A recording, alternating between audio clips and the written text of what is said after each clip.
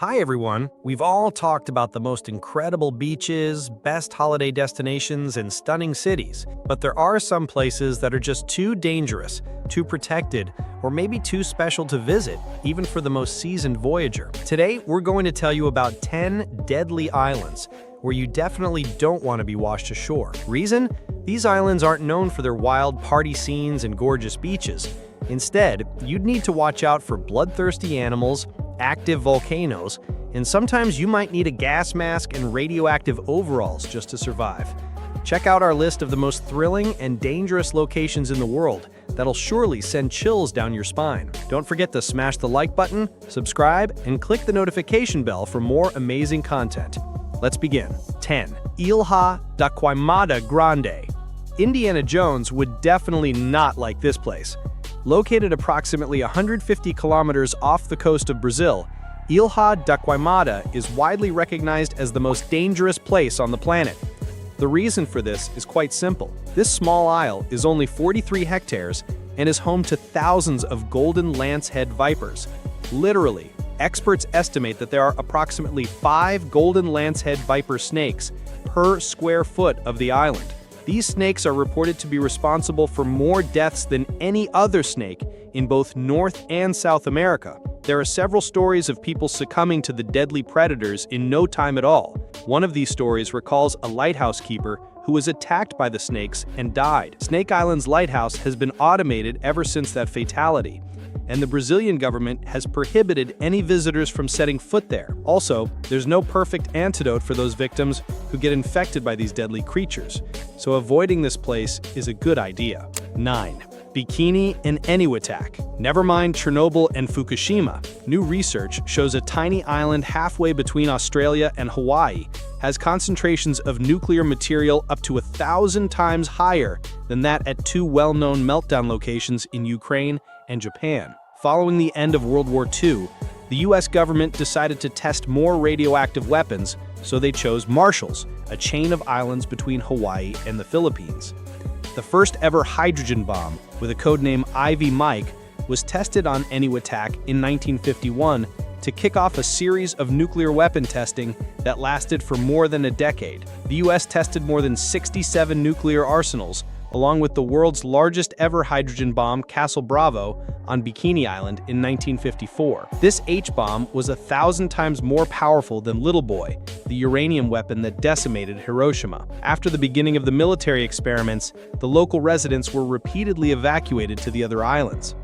Since the early 70s, when the tests have already ended, several people have tried to return here. However, because of high contamination and radioactive levels, many of them fell ill and left immediately, so there's no permanent population, though it is projected to be safe for tenancy by 2027. 8. Grunard Island, Scotland. Even today, there are seldom any visitors to this isle. And why? Because Grunard has effectively been a no-go zone for almost 80 years. Also known as Anthrax Island, the place was actually a top-secret location picked up by the UK government to test its destructive biological weapons during World War II. In 1942, British scientists were researching the possibility of using anthrax as a weapon. In the process, they transported 50 sheep to this remote isle off the Scottish mainland. The sheep were bombed with anthrax, and as expected, they all died within 2 weeks of exposure. It was not until afterward that the scientists soon realized they could not remove the anthrax disposal from the soil there.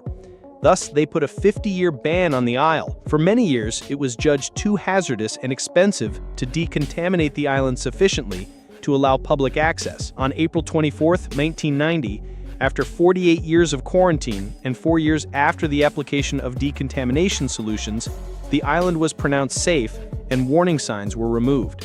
Still today, however, Grunard stands lonely and a little unloved given the darkness of its past. 7. Farallon Islands. Native Americans call the Farallon Islands the Islands of the Dead, and the title is backed with newly released documents of geological surveys in the area. It is revealed that between 1946 and 1970, the sea around the Farallon Islands off the coast of San Francisco was used as a dumping site for radioactive waste. A study by the National Oceanic and Atmospheric Administration said at least 47,500 steel drums were discarded here, but their exact location and the risk they pose to the environment is unclear. It is also believed that attempting to remove them would cause more damage than leaving them untouched. However, over the decades, the ecosystem of the Farallon Islands began to slowly recover. For example, by the end of the last century, elephant seals and sea lions emerged here again. And every year the number of animals on the island is growing exponentially, including great white sharks. So think twice before snorkeling here. 6. Ramri Island, Myanmar. Imagine you're part of a military force outflanked by the enemy on a tropical island, and the only way is to face the enemy troops closing in on you or to traverse a thick swamp filled with deadly crocodiles. Do you risk your life in the swamp or put your life in the hands of the enemy? This very situation happened to Japanese troops occupying Ramri Island in the Bay of Bengal during World War II in early 1945. Following fighting between British and Japanese troops, an estimated 400 Japanese soldiers were forced to flee into the marshes that were ruled by some of the world's largest saltwater crocodiles.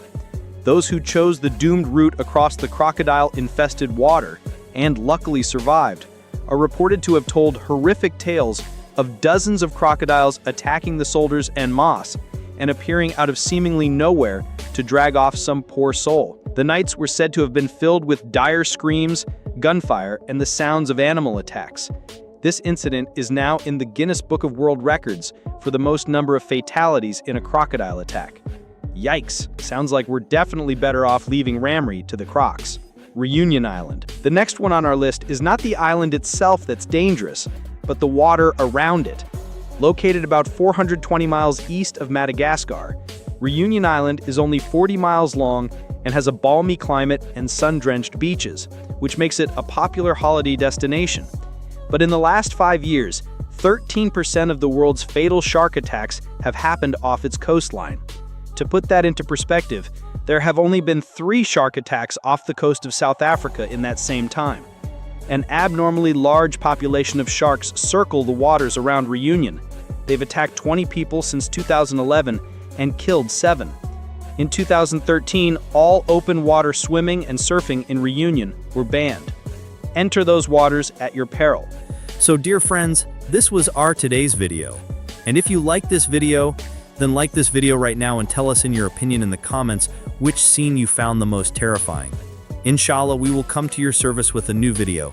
Until then, take good care of yourself, the people around you, and your loved ones. Goodbye.